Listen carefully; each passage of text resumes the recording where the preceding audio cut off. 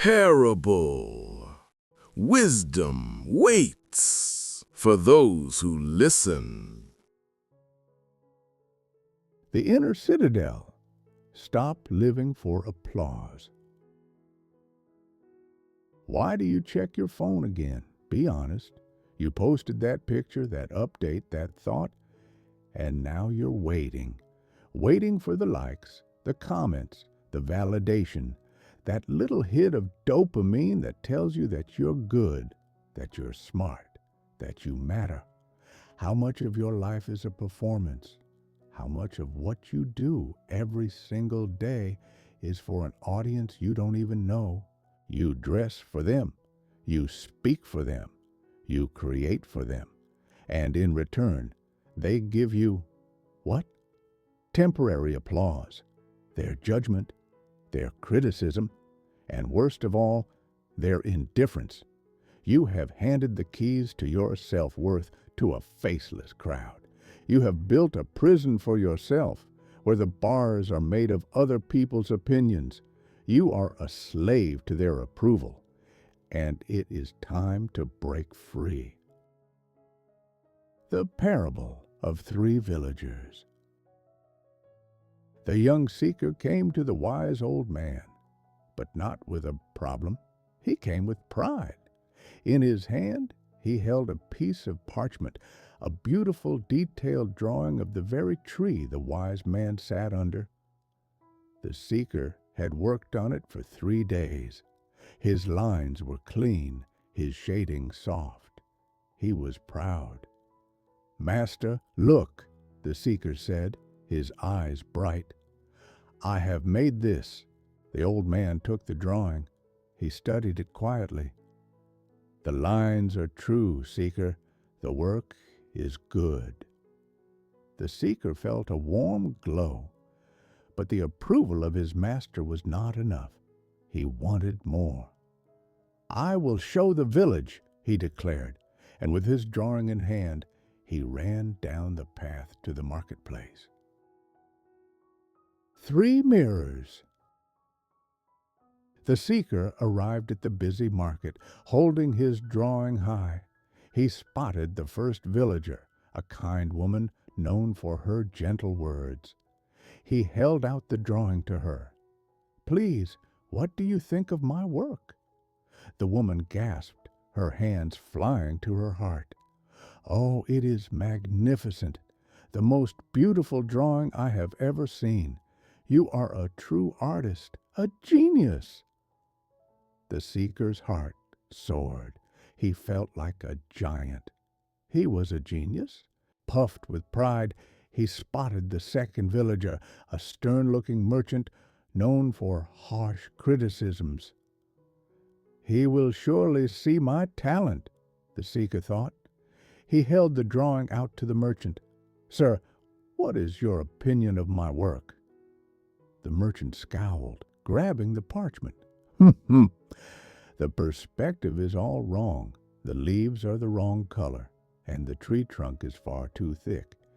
You have wasted your time on childish scribbles. Stick to your chores, boy." The seeker's heart shattered. The giant he felt just a moment ago crumbled into a tiny, trembling mouse. He was a failure.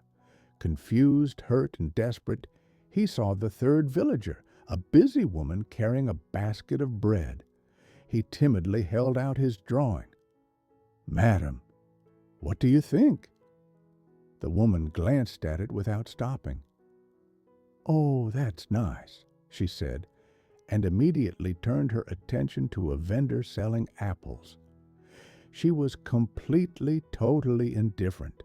The seeker stood alone in the middle of the market, his drawing limp in his hand. He was confused, angry, sad. Who was he? Was he the genius the first woman saw, the failure the second man saw, or the nothing the third woman saw? He felt dizzy. His sense of self-worth had been built and destroyed in the span of 5 minutes, all by the conflicting reflections of others.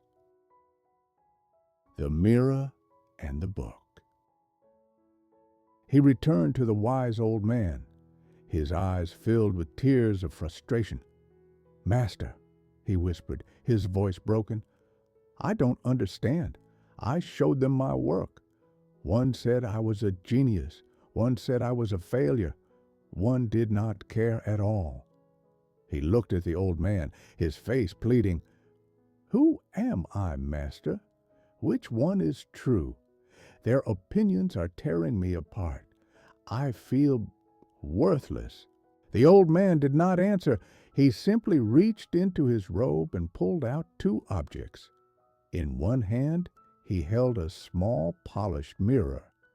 In the other, a beautiful, empty, leather-bound book. He handed the mirror to the boy. "You took your drawing," the old man said gently, "and you used it as a mirror. You went to the village and asked each person to show you your own reflection, and they did. The kind woman showed you a giant. The critical man showed you a mouse. The indifferent woman showed you a ghost. The problem," the old man continued, "is that you are asking other people to tell you who you are. You have given them the power to define your worth. As long as you hold this mirror, you will be a slave to whoever is standing in front of you." The old man then took the mirror back and handed the empty book to the boy. "Now look at this. This is not a mirror. This is a book. A mirror reflects. A book records." The seeker looked at the blank, empty pages. The wise man smiled. "Do not draw to please the eyes of others. Draw to fill this book. Draw because the act of drawing brings you peace. Draw because you are practicing your craft. Draw to impress yourself. Let this book be your only judge. This is your inner scorecard. The opinions of others are just noise." The Emperor's Inner Citadel. The great Stoic emperor, Marcus Aurelius, the most powerful man in the world, faced this prison every single day. He was praised by his armies, criticized by senators, hated by his enemies, worshipped by the people. How did he stay sane? How did he remain a good man? He wrote in his private journal meditations, not for an audience, but for himself. He was building his inner citadel. He wrote, "When you wake up, tell yourself, the people I deal with today will be meddling, ungrateful, arrogant, dishonest, jealous, and surly." He knew he would face praise and blame, but he did not care. He wrote, "The opinion of others? It is not my business. It is smoke." He wrote, "The applause of the crowd? It is just the clapping of hands, the clacking of tongues." Marcus Aurelius built a fortress in his mind where he was the only judge. He didn't care about the external scorecard of the world. He only cared about his internal scorecard. He knew that if he won his own approval, if he lived by his own values, the opinions of the entire world were nothing but noise. What happens when you stop caring? What happens when you finally put down the mirror and pick up the book? You become free. The praise, it feels nice, but it doesn't inflate your ego. You say thank you and you continue your work. The criticism, it stings for a moment, but it doesn't destroy you. You analyze it. Is it true? Can I learn from it? If yes, you learn. If no, you discard it like smoke. The indifference, you don't even notice it. Why? Because you are no longer a performer begging for applause. You are a craftsman dedicated to your work. You are no longer seeking validation. You are pursuing mastery. Your value is not determined by the ever-changing audience. It is determined by your alignment with your work, with your principles, with yourself. You stop asking, did they like it? And you start asking, did I do my best? Did I follow my purpose? Am I proud of this work? The only judge that matters.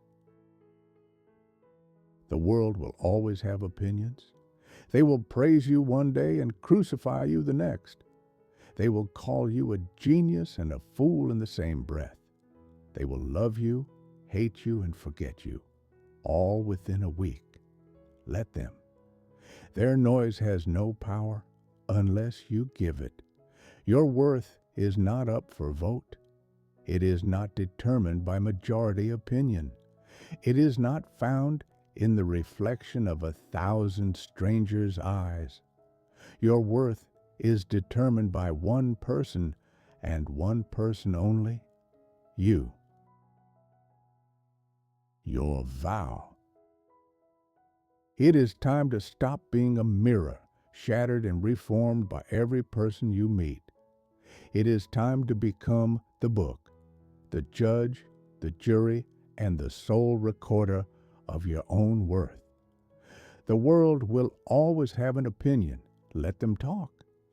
Their noise cannot touch you inside your inner citadel. If you are ready to stop begging for applause, if you are ready to find the unshakable peace that comes only from your own self-approval, then make this your vow. Go to the comments section right now and write in all caps, "My approval is enough." Make this declaration. Put down the mirror. Pick up your book. Build your inner citadel. If this parable gave you clarity, hit the like button so others trapped in the prison of applause may find this path. And subscribe to this channel. The journey to your inner citadel begins now. The only approval you need is already within you.